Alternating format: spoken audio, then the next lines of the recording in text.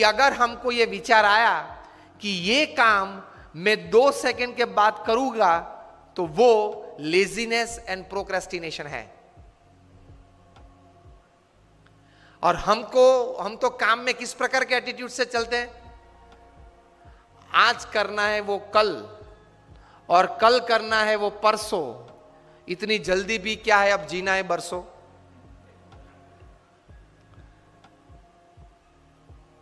कल का आज नहीं, आज का अभी।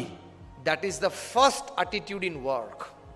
Only then you will be able to do great works. मैंने 400 से 500 से ज्यादा ऑटोबायोग्राफीज ऑफ बायोग्राफीज पढ़ी है। From Sardar Patel to Abraham Lincoln to Winston Churchill to Nelson Mandela to Sachin Tendulkar to Cristiano Ronaldo, everybody.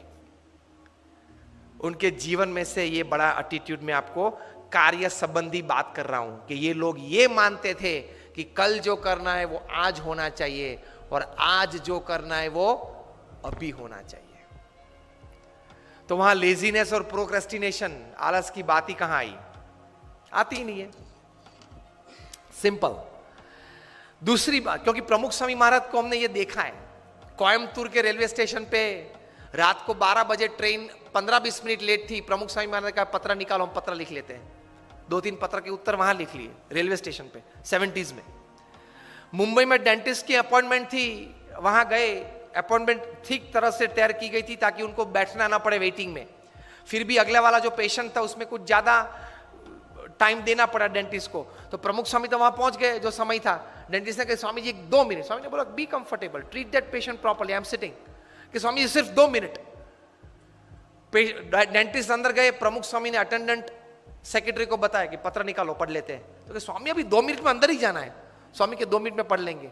और एक्चुअली 1.5 मिनट में अंदर जाना ही हुआ।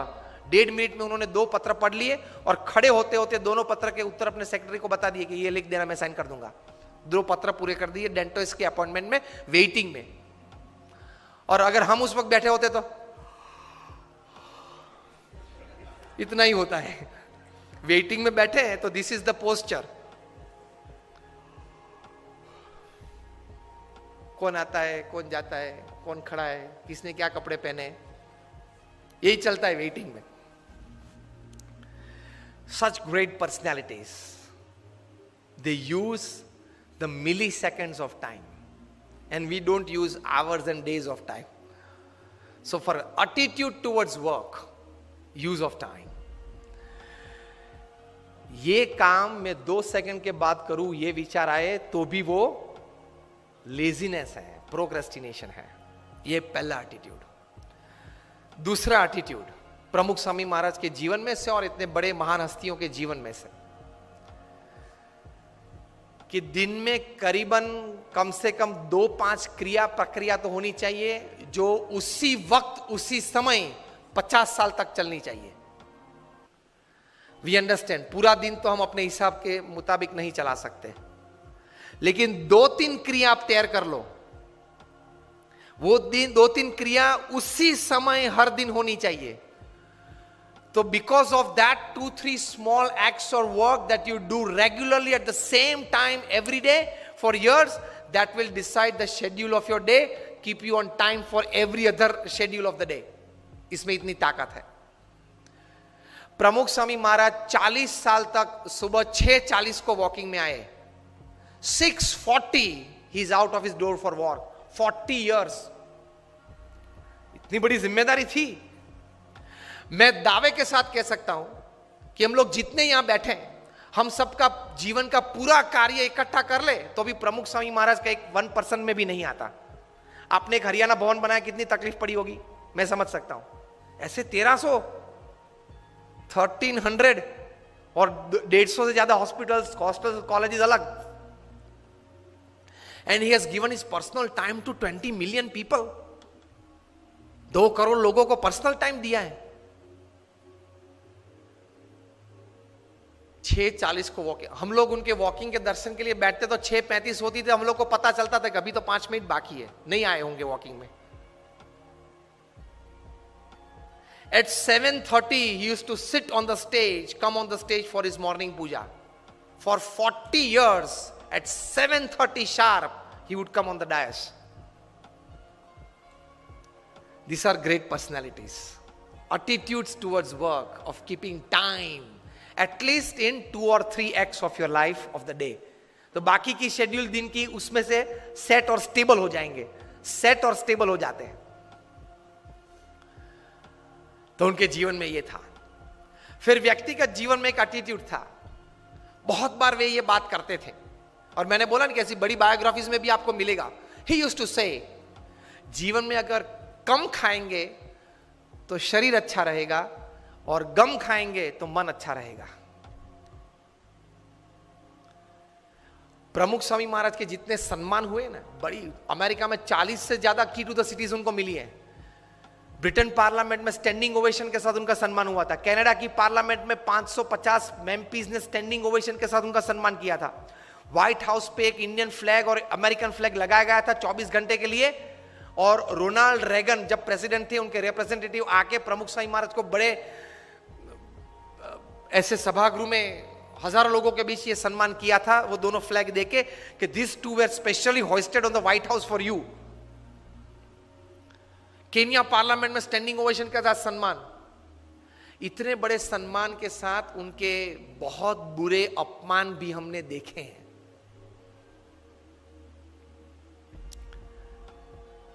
वहां गोंडल में हमारा मंदिर है, वहां 2 पेड़ कटने थे क्योंकि एक्सटेंशन था, प्लान था कंस्ट्रक्शन का.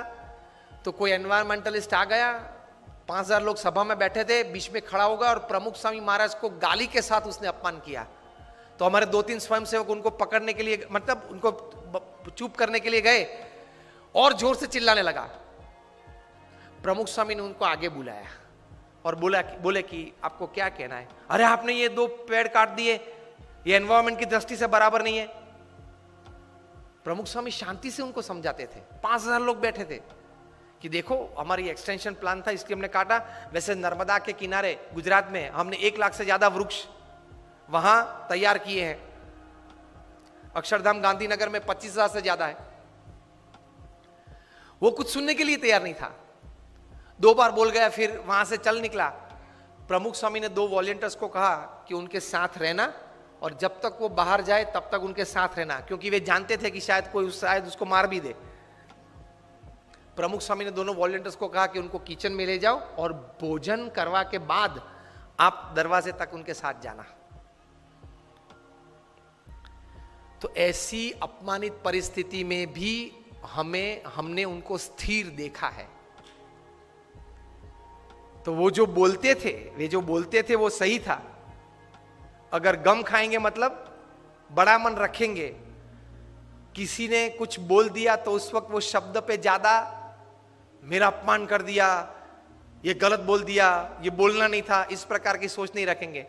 बोल दिया, अनजाने में बोल दिया, in an ignorant state of mind he said, so what. So he could digest. और हमारा मन तो कितना निर्बल है. कोई रिसेप्शन में या प्रसंग में जाके फिर वापस घर आते तो चर्चा क्या होती है देख लेना. वो आया था, वो नहीं आया था, वो लेट आया था, वो खाने के वक्त आया था, उसने मेरे सामने देखा लेकिन स्माइल नहीं किया. मुझे उससे मिलने की इच्छा थी लेकिन उसके चेहरे पे एटीट्यूड अच्छा नहीं था, उसने ये पहना था, नहीं पहना था. 2 घंटे तक फंक्शन के बाद घर में यही चर्चा होती है सबके घर में. यस और नो? वे आए थे, वे नहीं आए थे, उसके लिए आप फंक्शन में गए थे. Half of the time we don't know what we are doing. 50% जीवन तो यूं ही पानी में चला जाता है. हमको कॉन्शियस स्टेट में पता ही नहीं है कि हम क्या कर रहे हैं. बारात निकलती है तो तीसरे मंजिले पे खड़े खड़े, सुबह में एक तो देरी से उठा है, 10 बज गए हैं, तो भी ब्रश करते करते वहां थूक रहा है, स्वच्छ भारत प्रोजेक्ट बिगाड़ रहा है प्रधानमंत्री श्री का. और फिर अंदर आके बोलेगा बारात 20 मिनट तक देखी, दोनों जम नहीं रहे. तो दोनों को जमाने की जिम्मेदारी तेरी थी, और अगर नहीं जमा और कुछ हुआ तो एक की जिम्मेदारी तेरे पे आने वाली है. एटीट्यूड्स हमारे बहुत चीप हो गए. तो मन जरा दृढ़ रखना. Accept and welcome wrong attitudes and insults in life. देख तो लो, चेक तो कर लो आप इमोशनली कितने स्ट्रांग है. इमोशनली आप कितने स्ट्रांग है चेक कब होगा? जब आपका किसी ने अपमान किया, जब आप प्रतिष्ठित हो और पोजीशन पे हो, आप अथॉरिटी हो, फिर भी आपकी मनमानी के विरुद्ध कोई अगर ओपिनियन दे और वो भी मीटिंग में दे और मीटिंग में सब मेंबर्स उनको सपोर्ट करे, whether it is pre planned और spontaneous, that is also different story. उस वक्त आपकी अंदर की हालत कैसी बनती है वो आपके एटीट्यूड पे निर्भर होगा। If my opinion works, I am happy to work. If my opinion does not work, somebody else's opinion prevails, I am more happy to work। तो ही महान बन पाओगे।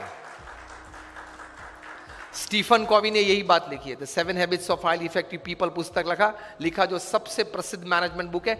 उसके बाद उन्होंने एक और अच्छी बुक लिखी है, द 8th हैबिट। उसका सब टाइटल है फ्रॉम इफेक्टिवनेस टू ग्रेटनेस, असरकारकता से महानता तरफ। उसमें यही बात लिखी है। स्टीफन कवी आए थे भारत, 5 दिन रुके ये बुक की प्रमोशन के लिए, 4 सेमिनार किए। एक सेमिनार 700 से 1000 लोगों ने अटेंड किया। एक डेलीगेट फी 23,000 रुपये की थी। मुंबई में ओपनिंग हुआ, ओबेरॉय में फंक्शन था, 700 सीट्स थी। 24 घंटे पहले ई टिकट ओपन हुई और 86 सेकेंड्स में 1 मिनट एंड 26 सेकेंड्स में 700 डेलीगेट्स ने पैसे भर दिए पूरे भारत में से, क्योंकि नाम तो बड़ा था स्टीफन कॉवी। 6 घंटे के सेमिनार में 5.5 घंटा सेमिनार मैनेजर्स और वीडियो ने चलाया। आधे घंटे के लिए ही सिर्फ स्टीफन कॉवी मंच पे आए थे। आधे घंटे में 10-12 बार वे एक वाक्य बार बार बोलते थे। वही वाक्य को, वही सेंटेंस को बॉक्स आइटम बना के दूसरे दिन डीएनए न्यूज़पेपर में पूरी आर्टिकल छपी थी। If you have not attended yesterday's Stephen Covey seminar, you can read this article. It is equally good in the thought process of attending the whole seminar. और अगर आपको पूरा आर्टिकल पढ़ने का समय ना हो तो ये बॉक्स आइटम आप पढ़ लेना। ये बॉक्स आइटम में जो बात लिखी है, that was the sentence that Stephen Covey talked again and again, perhaps more than 10 times in his half an hour of physical presence upon the stage. और वो क्या था? Don't expect others to change. First change yourself, others will follow. वो व्यक्ति मुझे अनुकूल हो वो बाद में सोचना, पहले कौन सी जगह पे मैं उनको अनुकूल हो सकूं वे पहले आप सोचे। This is spirituality in management. Upanishad में ये बात है। All credits to Stephen Covey ये विचार के हिसाब से, लेकिन ये विचार हमारे उपनिषद में है। Don't expect others to change. I am quoting Stephen Covey, not just word to word, but letter to letter. Don't expect others to change. First change yourself to suit others, and then others will follow. तो attitude ये रखना है काम करने कि मुझे सब कोई अनुकूल हो तो देखो मैं कैसा काम कर पाता हूं। वो एटीट्यूड नहीं है, गलत है। आप अपनी टीम को अनुकूल होकर सबके पास अपनी एनर्जीज डेवलप करके टीम वर्क बढ़ा के कैसा काम कर सकते हैं, वही सफलता है। तो that comes in attitude. Don't expect others to change, otherwise everybody is expecting others to change.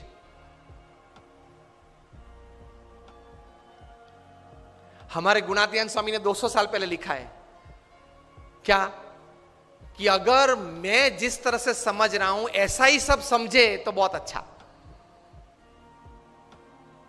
तो प्रमुख स्वामी ये सिखाते थे कि थोड़ा गम खाना, मतलब बड़ा मन रखना, एक्सेप्टेंस लेवल बढ़ाना, इंसल्ट्स या डिसरिगार्ड्स हो तो उस वक्त जरा स्थिर रहना, तो आप आगे बढ़ पाएंगे।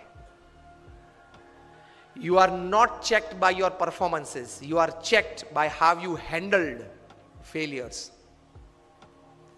फॉर्च्यून 500 के बारे में तो आपने सबने सुना है ना, फॉर्च्यून 500 कंपनीज, उसमें से कहीं सीईओस को मैं मिला हूं। नेशनल इंटरनेशनल सेमिनार्स में हम मंच पे साथ में रहे हैं।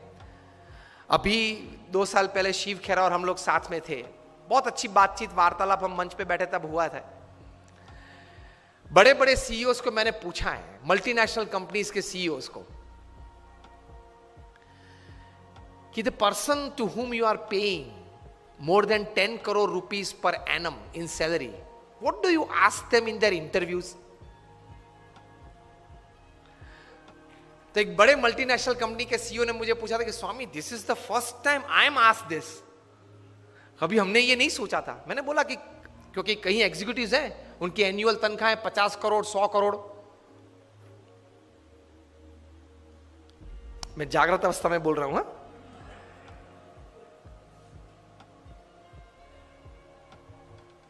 ये बहुत बड़ी सॉफ्टवेयर बनाने वाली कंपनी है,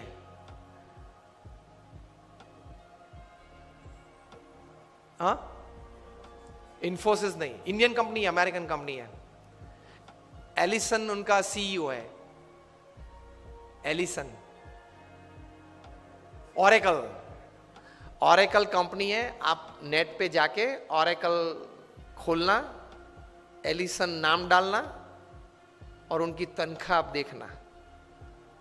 पिछले 5 साल की उनकी एवरेज तनख्वाह है $400 million per year. Silence. $400 million, $1 million मतलब 65 करोड़ गिन लो, चलो राउंड फिगर 70 करोड़ गिन लो। $1 million is $10 lakh is 7 crore rupees. So 400 million is 2800 crore rupees per annum सैलरी। अब देख लेना, मैं नाम देता हूं, Ellison, ELLISON, he is the CEO of oracle.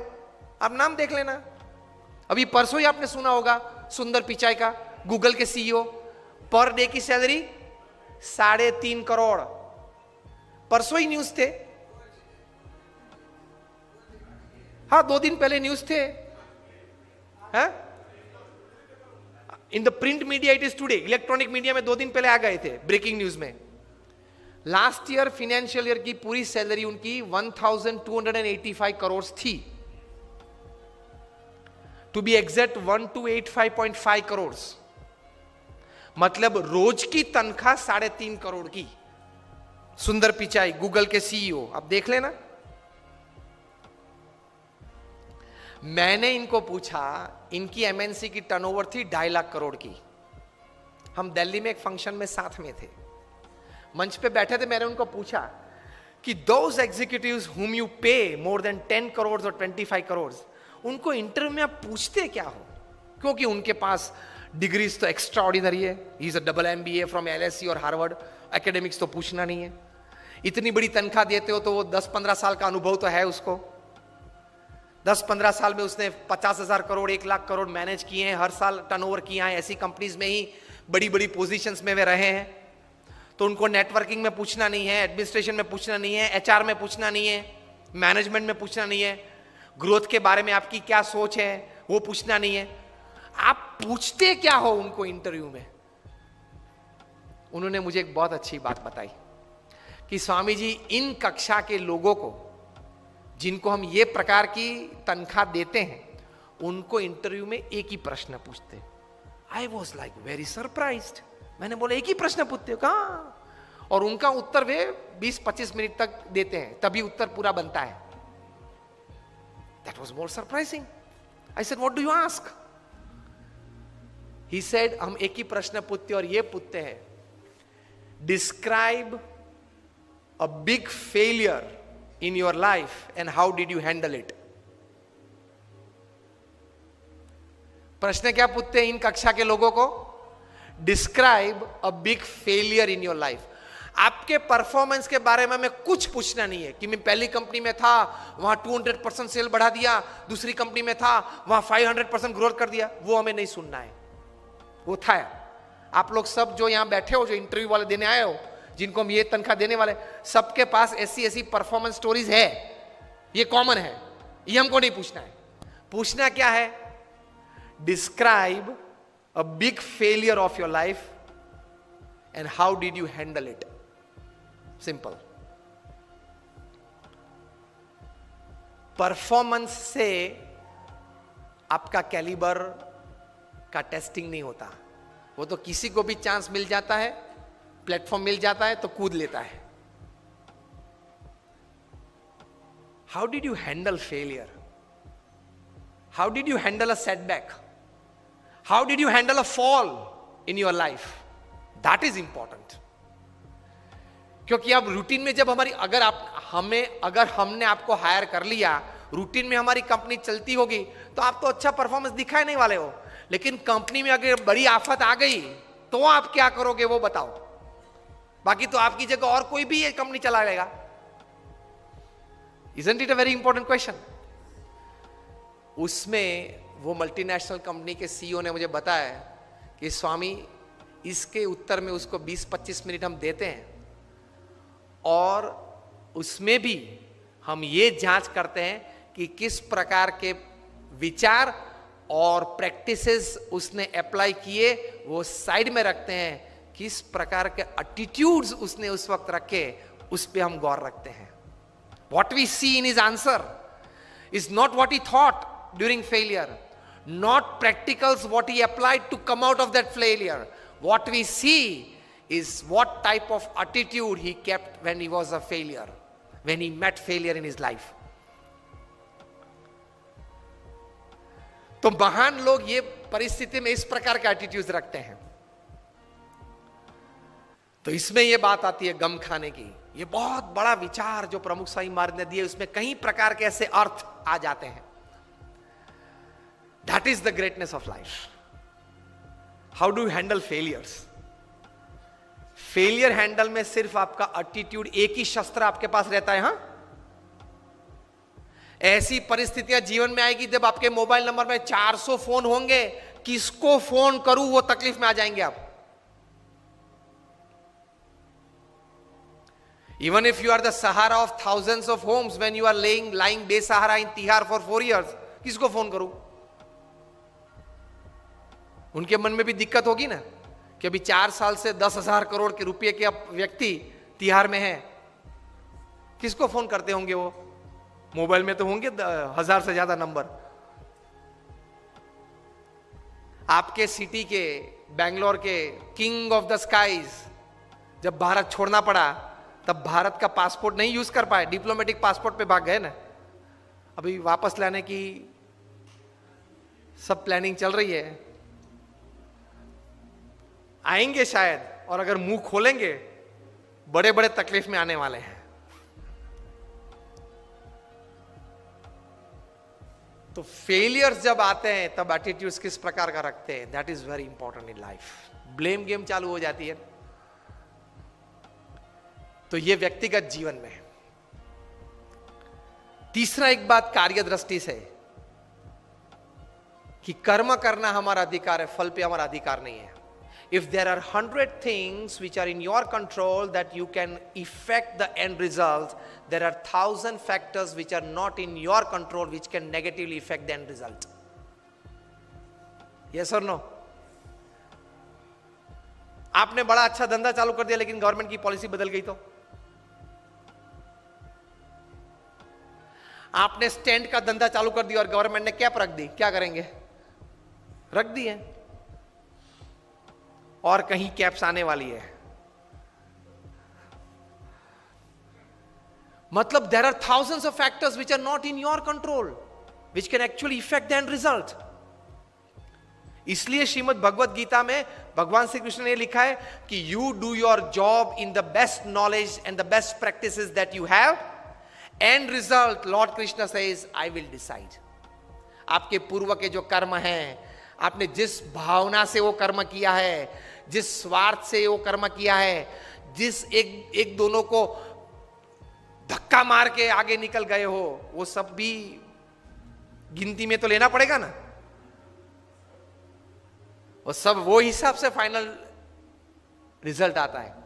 अगर ये बात को समझ ले तो आप कभी डिप्रेशन में नहीं आओगे, कभी स्लीपिंग पिल की आपको जरूरत नहीं पड़ेगी.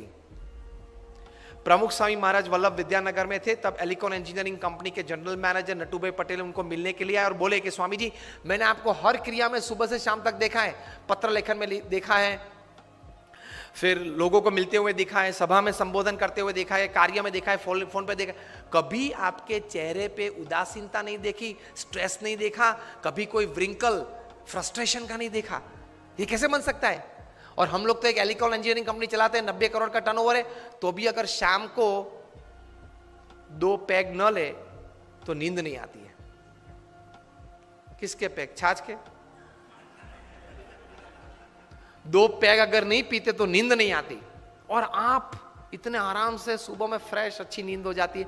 प्रमुख स्वामी महाराज ने ये बात प्रैक्टिकल बताई। प्रमुख स्वामी ने कहा हम भी काम करते हैं, सुबह उठ के काम शुरू करते हैं, शाम को सोते पहले भगवान को अर्पण कर देते हैं कि आपने मुझे जितनी शक्ति बल बुद्धि दी उस हिसाब से मैंने अपना कर्म पूरी ताकत से करने का प्रयत्न किया है, ये है वो कार्य, अब आपकी जो इच्छा हो वो मुझे फल देना, कल सुबह देखेंगे। ये सोच के प्रमुख स्वामी ने कहा हम सो जाते हैं, इसलिए नींद आ जाती है, चैन रहता है, स्लीपिंग पिल्स की जरूरत नहीं पड़ती है, और डिप्रेशन फ्रस्ट्रेशन नहीं आते। और हम लोग क्या मानते हैं, मैंने इतना पुरुषार्थ किया ना, अब इतना रिजल्ट आना ही चाहिए। क्या तू भगवान है? Because we are heavily dependent upon getting the desired result, we experience all kinds of negatives in life. हाँ, गोल तैयार करना है कि 2025 में मुझे ये कंपनी यहां तक पहुंचानी है। गोल तैयार करो और इसके हिसाब से प्लानिंग और हार्डवर्क भी करना है। That is a human Endeavour. लेकिन अगर वो कुछ कम मिला, नहीं मिला, परसेंटेज में मिला, उस वक्त ये समझ एटीट्यूड है कि fine, I worked the best that I can, results, I accept it.